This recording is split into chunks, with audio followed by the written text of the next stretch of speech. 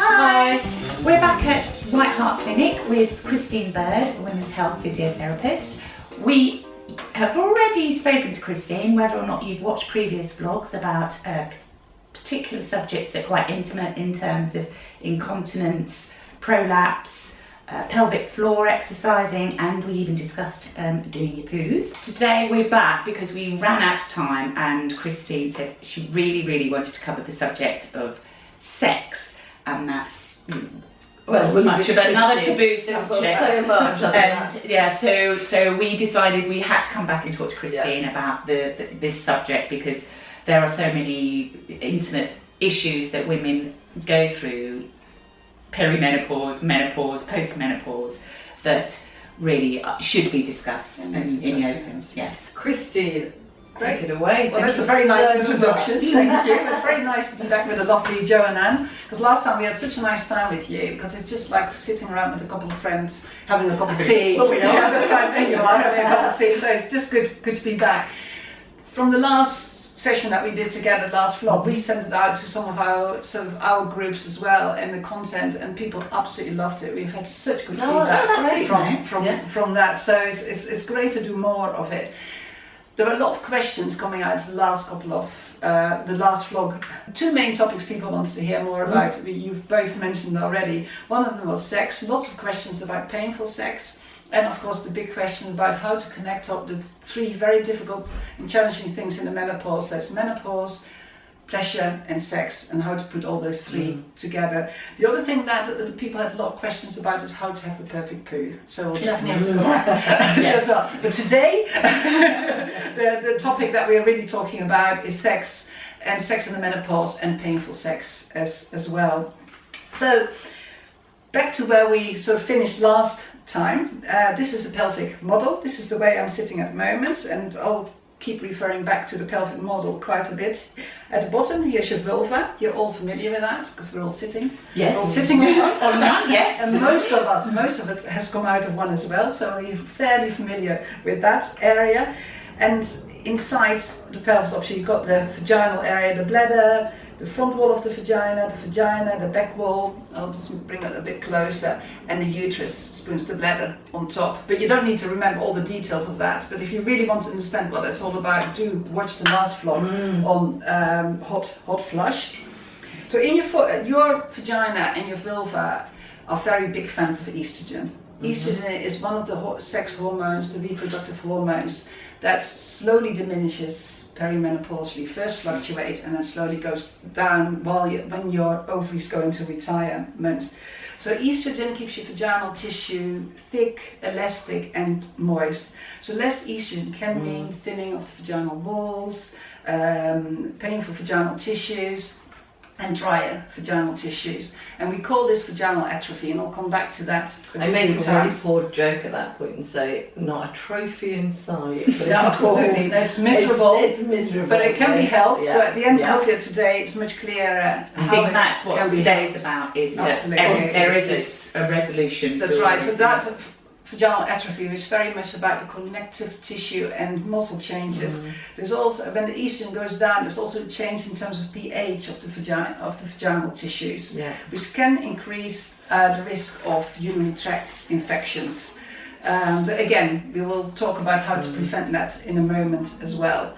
So in terms of sex and the menopause, there are two hormones that play a big part. The first one that I already mentioned is estrogen, and the other one is testosterone. And yes, testosterone is a female sex hormone, and we do need it. And I strongly believe that in women's health, testosterone needs a lot more attention.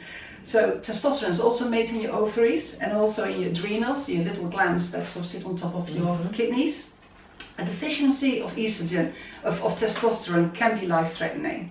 So if you think about testosterone, it's partly responsible for your sex drive, your libido, your ability to orgasm, really very much your joie de vivre. Yeah. So quality of life threatening if testosterone It's depleting. is depleting. Most women in menopause the testosterone levels will go down. Very few women, the testosterone levels will go up. So testosterone needs testing. You can get testosterone topically, That's right. The problem, it is scandalous, but at the moment in the UK there is no it's not licensed. no female testosterone license. If it gets prescribed, it's a male preparation. But if you ever need to know more Do you about think that's the going to change? I think it is going to change. There are rumours that it is changing. That's so watch this space really on that. So testosterone. Obviously, we want to still have for our joie de vivre as much testosterone as we can still keep going, even without a preparation. For that, you need muscle and a little bit of fat. Okay, so muscles are your friends in menopause, and we said that the last time as well. So keep up your exercises that mean that you're using your big muscle groups on a very regular basis, which is weights, which can be weight training, can be your body weight, but anything that really gives you some good muscle tissue. So stay strong. So with those hormonal changes, it's no surprise that during the menopause, the sexual experience and sex drive can change, which is quite interesting. That the Journal of Clinical Psychology published a trial or a publication last year, I think it was, that relationships that perceived to have good sex improved with 20%, but more importantly, relationships where there was no sex, there was a decline of 70%. That's quite profound, isn't it? It is very profound. So we're talking a swing of 90%. So if you're It's a large. having sex, It seems to matter in a, it'll improve things by 20%, but the by not having it damage at all. is That's right. Wow. Yeah. So. a big figure. And of course, that's a relationship aspect, and intimacy obviously very much coming as part of that. But the other side of that is that women get a lot of physiological, so physical benefits of sex, and I think that often gets forgotten. Basically, arousal and orgasm is good. It's good for us. That's like males. There's a lot of men out there who would like to hear that. Exactly. That's so true. But like men, we have got erectile genital tissue. So if there is arousal, there is a congestion, more fluid flows through your vaginal and vulval tissue, and with that comes all the healthy reproductive hormones. So it's like a good flushing of healthy hormones in arousal. Then if this is followed by an orgasm, you get a sort of a decongestion, so it all flushes out again, which if arousal doesn't lead to an orgasm, it can take up to a day for that to happen. And apparently after an orgasm, it's only a couple of minutes. So you want that flushing in and that flushing out again. So basically, from our point of view, we like to put it on prescription. Definitely, a lot of men will be going, I like what this one's got to say. Talking to the chemist. That's right. It also works both ways. So an orgasm basically is a pelvic floor muscle contraction. So if you basically, after an orgasm, you could argue that you've done one of your 3 times a day sets of pelvic floor muscle exercises. So basically, if you get up in the morning, you know you need to do your exercise 3 times a day, have your pick. Yes. You can have sex 3 times a day, or you can do your exercise 3 times a day. So I'm going to tell my husband that I know what I need to do. it's all a matter of personal preference, I would say. I think most of us will just do our exercise. Yeah. So the beauty of it, as it works both ways, when you do your pelvic floor muscle exercises, very quickly your pelvic floor muscles will improve, and that they get bulkier, improve from a sensory point of view, and you will get a better sensation, so improved arousal and also a more intense orgasm. So hopefully that sells doing your pelvic floor muscles. That I think also has the effect that it'll improve your confidence. So if you've got fabulous pelvic floor muscle exercises, you will feel you're worthy of great sex. And if you feel you're worthy of great sex, it's very likely you'll probably will have really great sex. So it goes around. It is absolutely that's right. It was very popular last time. That's right. So, but however, enjoyable sex can be a big challenge for a lot of women, especially during the menopause. So as we mentioned before, vaginal tissues are very hormone dependent.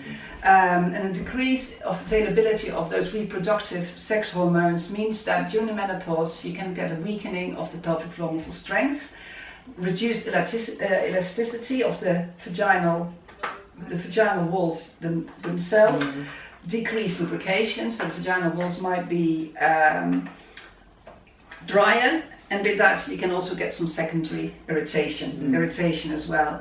So for those reasons, perimenopausal women can sometimes have develop pain on sex. Medically we call this dyspareunia. We now think about 40% of women that are around the menopause experience painful sex. So that's nearly half. Significant, nearly half of the women. I mean, it's quite interesting. I think when we did our first survey, that was one thing. You know, the dry vagina was one thing that we mentioned.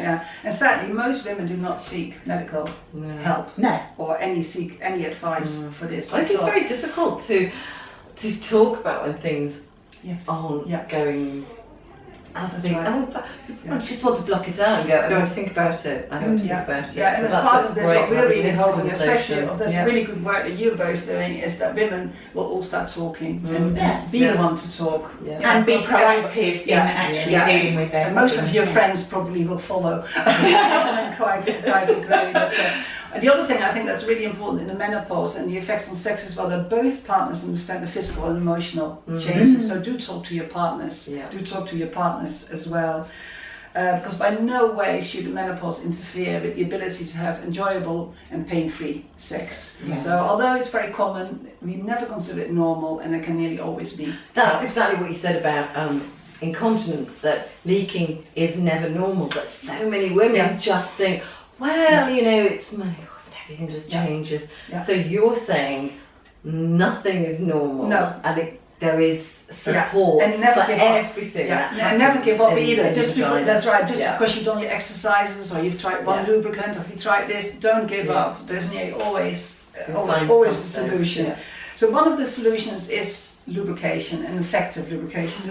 There are quite a lot of products on the market, like Silk, Yes, Pure Med, Uberlube, Replenish, and I'm sure we've forgotten a few as well. They are really good products because they are the right pH for the pelvic floor, and not all the products in your local chemist will have the right pH. Parabens free. Exactly, that's right. So do ask your GP or your local chemist for a pH. And they are available on prescription. You'd have to, we're not going to recommend any particular brands, but there are your GP is able to prescribe. Absolutely. And like when people come and see us, again, this happens to be a Silk one, but we will normally give people a sample just to try different things out. But it can be any of the other brands, as well. But they are great products, and they can really help. So they're non-hormonal options, and they will help to bring the moisture back into your vaginal tissue. There are some water-based ones, like this one is an example of a water-based one. There also are some silicone-based ones. So the silicone ones, basically, have just got bigger molecules, so it won't get absorbed into the vaginal walls so quickly. But the water-based ones sometimes, in terms of reducing frictions, are more helpful. It's a real trial and error thing. Some women use both. They might use silicone-based ones first, and then put the water-based ones on top of that. So don't bulk buy, maybe you just buy different and see what ones. That's right, to see what works for you. If you have pain higher up during intercourse, it may be worth putting some lubrication on top of the penis or on the vibrator or whatever else you might use. Some women also use a small pediatric syringe, the syringe you use to give the children Calpol, and then you can squirt it up a little bit higher. And that can be quite helpful. So again, it's trial and error, and if you're not sure, go and talk to specialists to see how it might help or work for you. Okay, that's my main bit. I'm just making sure I'm not missing out on anything in terms of what I'm telling you. So I've made some notes this time. So in some instances, especially in case of long-standing painful sex or in recurrent urinary tract infection or irritation, muscles of the pelvic floor may develop a guarding response. It's like innate protective response of your muscles. When you're in your fight and flight, your muscles think there's danger there. They will start guarding.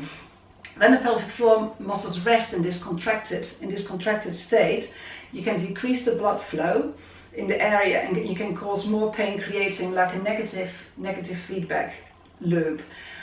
In those cases, and if it's something that you can't overcome yourself, physiotherapy really can help. Like any muscles in your shoulders as well, if you kind of walk around like this and you're very tense, you get really painful points, and treatment or massage may help, and the pelvic floor muscles are no different to that. So if they are in that contracted state and the blood flow is affected, it may need some internal treatment to release that. And we can also teach people how to actively release it. How do you know that that's the case? It needs an internal assessment. So you can ask your GP. If your GP isn't confident with that, go and see a gynecologist or ask for a referral for a women's health physio. And again, that can be done in the NHS or in private practice as well. But make sure it's a specialist in women's health who's happy to do an internal assessment and map out the pelvic floor, see where the trigger points are, and then a treatment plan can be put in place. And often it's, if the pelvic floor is a key driver, that often can be changed.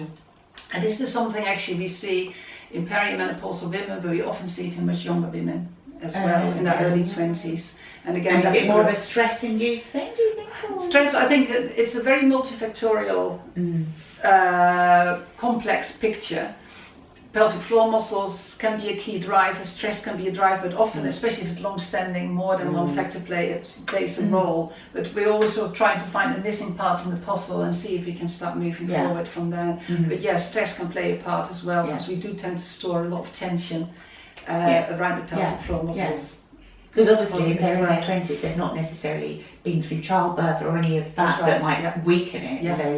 That's right. So they can. But again, this is something that we see in women of all ages. Okay, so the other thing that really can help is topical local estrogen, and we talked about that a little time. I've just got an example. This happens to be Vegifem. It's a small tablet which a couple of times a week you pop in vaginally, it just shoots out. It can be a cream as well.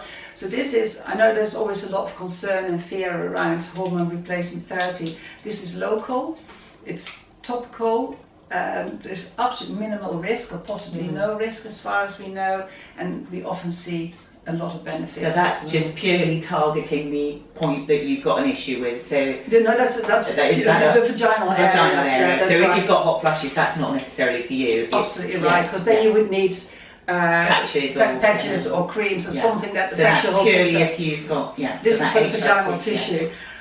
Just a tablet for the vagina, basically. That's right, and it will help the muscle tissue, it will help lubrication, and it will help to have a healthier vagina. Basically. That's right, exactly. And I do often find that women, apart from doing their exercises, lifestyle, this is really helpful. So what's that one called? This happens to be Vegifem. Vegifem. That's it's 10 milligrams, very low dosage. And it's another thing to go and discuss with your GP, especially if sex is painful as well, because it can be helpful. Some of the gynecologists we work with believe that every woman over a certain age probably should start using. Then women are breastfeeding sometimes can be helpful as well, because obviously that's very similar from a vaginal tissue point of view, because estrogen is low as well. In some countries they prescribe it for postnatal breastfeeding women, but we're not licensed in this country for that reason. Okay. So just to summarize, that vaginal atrophy, so change in vaginal tissue is really miserable. So it's so painful. Sex can be painful. You can't, it's itchy. You can't wear your favorite jeans anymore. So do go and sort it out. I think someone just described it as having sex with some sandpaper. That's right. It's so miserable. So I hope that most women will have the courage to go and speak to somebody and have it not suffer. That's right. Have it sorted out. Okay, so in summary, the 3 top tips really. Do your pelvic floor muscle exercises. If you're not sure how to do them, watch the vlog. And we've done your Hot Flush website Squeeze the app. And the squeeze the app, absolutely. But not just your pelvic floor, also all your big muscles groups. Because that's important for your general well-being, for your cognition, but also for your testosterone. So that's when we go back to sex. Use it with lubricant and use it generously as well, and involve your partner in that. And if you think you might need topical a local estrogen, go and talk to your GP. If your GP is not confident, make sure that you, in the end, see somebody that's confident to talk about it and discuss it with you. Because there's a couple of other things. I was looking at a few websites while I was preparing this, and Sue Croft, she's an Australian physio. She had a little thing on a blog this week. I think it was this week, and basically she was talking about sit like a man. And actually, I want to take this opportunity as well, because we're all cross-legged. I know, exactly. That's right. Because it's also an opportunity for me just to say thank you to some of the physios who always put genius content on, which really helped me to talk about this. And Sue Croft is one of them, Elena Miller, Katie Lau, Amanda Savage, and they're always so happy to share content, and that kind of helps all of us to talk about it. But what Sue put down, this must be one of her favourite men. He's Jamie Fraser in The Outlander. You might want to say, kind of. Unfortunately, he has got his top on here, but he has got a fantastic six-pack. He has got a fantastic six-pack. It's a shame he's got a shirt on. But if you see him sitting, he's not holding in his six-pack. Look at him. He's sitting comfortably, letting it all hang out. If only he had to. That's right. And there's another picture he put in that same blog, which I think really sums it up. And I will show it. I'll show it a little bit closer to you. Oh no, we're about doing that. Oh. So it's kind of sitting cross-legged. You know, look at the men in the middle, quite comfortably, legs apart. The girls all in their tight dresses, sucking in their tummy muscles, sucking in their pelvic floor. And the question is, you know, seriously, can it be a drawback to have a hard belly and a tight pelvic floor? If you do it all day and all night, yes, it can be. So although it's great to have a six-pack and it's really good to have strong pelvic floor muscle, you need to let it go. Right, let it go.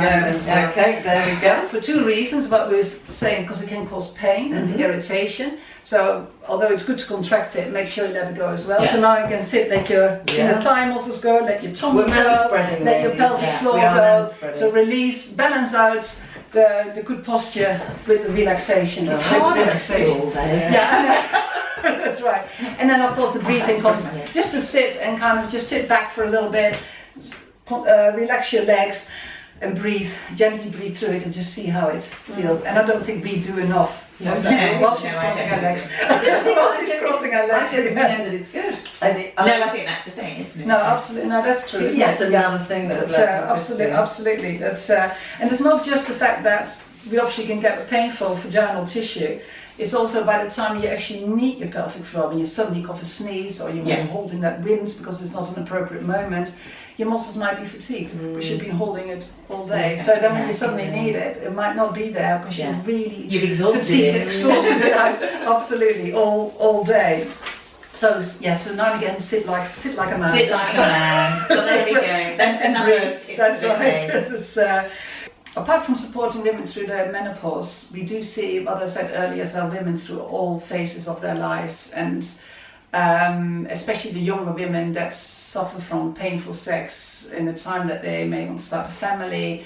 It can be devastating, so always come and ask for help. And I know it's the second time I say it, but it's just that so many women don't seek help. And talk to your daughters, talk to your mother, talk to your friends, and make sure that we all become ambassadors. To go and seek help, because often the solutions are actually relatively simple. If you ask early enough as well. That's right. I think exactly. So do. So I just thought I'll just talk about a few things that are on the market and people are always asking about. Is it a good idea to use this, to use that? So I just thought I'll talk about a couple of things. One of them, actually, we don't have in the clinic, so I just took a picture of the Joe Define website. She actually has got a good range of different toys, and this is just one of them. This is a small vibrator, and especially if there's pain on sex, this is something that can be really quite helpful, because women can use this to desensitize the area. So it's a low frequency vibration, and the good thing is in terms of because often in treatment we use these devices, but it can always be a challenge to move from a more therapeutic environment to enjoyable sex again. And the good thing about sex toys like this, they will help that transition. Because of the vibration, it can desensitize the painful areas, but at the same time can also cause arousal, with hopefully the benefit of pleasure as well. So there's a few other things on the market like that. And another one people always ask is about the activity tracker. You might all have heard of the Elfie, which is a lovely activity tracker. It's not right for everybody, but a lot of women do benefit from it. This is an activity tracker you obviously don't wear around your wrist. It's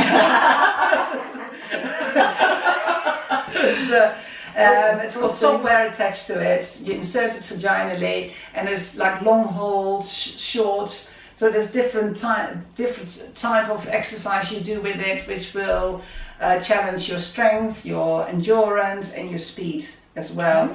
So again, this, especially if you're seeing a women's health physio, ask them about it, because it's, for some women it's harder to get it in the right position, but then they have got an extra sleeve if need to for that reason as well. So it's a lovely developed, that's right, activity tracker, but you might need some support with how to use it and how to use it best.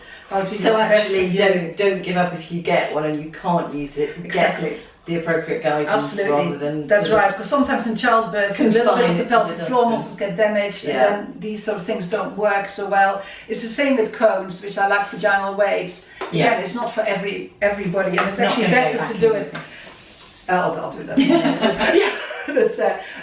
If there's a very painful vagina and we need to release some of the tight structures, we often teach women how to do it at home as well. And this is a one that's on the market, so we can teach them in different.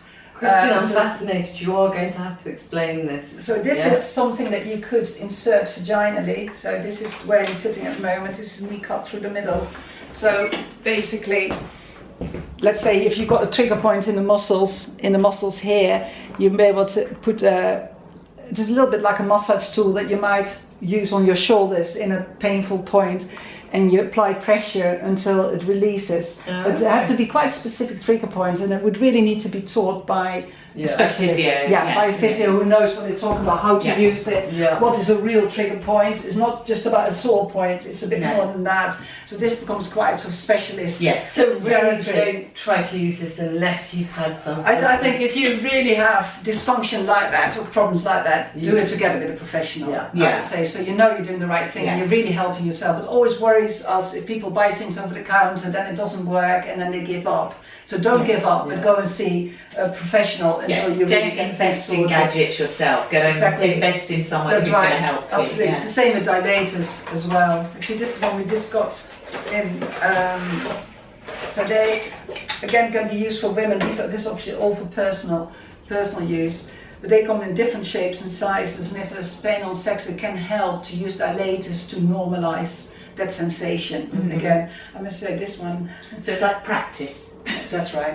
That's right. So this is not a very flexible one. And this one actually, what potentially could be quite nice. This one acts like a vibrator as well, so it actually is battery. So it does also vibrates. So there's a whole lot of different ones on the market like that. And again, the best thing is to talk to a professional person and work out what might work the best for you. But what's always important for us that whatever sort of medical tool people buy, that it's something that is helpful in terms of the transition to enjoyable sex again, so we don't get stuck in that sort of therapeutic world of making things better, but actually in real life. And that's something that you discuss with your clients when they come in. It's not a very medical and therapeutic discussion. It is very and much in that way, I always learn so much from patients and our clients as well, because they often have more toys and things at home. And so every day, we learn something new, and also we've learned. You don't open a cupboard and a beautiful range of things. And also in terms of sexual practice, sexual preferences, we have a completely open mind. So we never make any assumptions and discuss anything that we feel we can make a reasonable professional judgment. Yes, absolutely. So feel free and feel confident that with a women's health physio you can really discuss most of those issues without being worried that your practice or the way your sexual experience is different to anybody else, because that doesn't You won't be in any way, shocked. no, that doesn't phase us. So that's No. something we work together. Well, that's your professionalism, isn't That's it? right. That's Absolutely. what you're, That's so. I think in a nutshell, those three things: lubrication, possibly topical estrogen, and your pelvic floor muscle exercises, and seek for help. If any of those, that's probably the main tips. That's fantastic. And again, I notice we're quiet because we're just sort of sitting at your feet and going, tell us more. Christine, Well, tell us I'm more." sure there's certainly, younger generation knowing that you post 50, you still have sex. Don't be shocked about that. You'll get there one day yourself. Men are going to be watching this thinking, great, they're going to be trying hard for orgasms, and and just And another thing to realise about sex drive is you have to have sex to have a sex drive. That seems to help. Yeah. So having it kind of will get you back on track Yes, as You well. still lose it. Yeah, Yes. so it is, and often support can be and there therefore to relationships, hopefully, because that it is quite a difficult time. and it's People complex. don't- Yeah, that's right. And there's help. And there's help out. Well, Christine, thank you very much. Yes, and if you didn't watch the other vlog about incontinence and prolapse and how to do your pelvic floor exercises, go and look at that one too. And look out for our How to Do the Perfect Poo, which is coming up soon. Nothing phases us. Anyway, Christine, thank you very much. Pleasure. Thank you. Bye.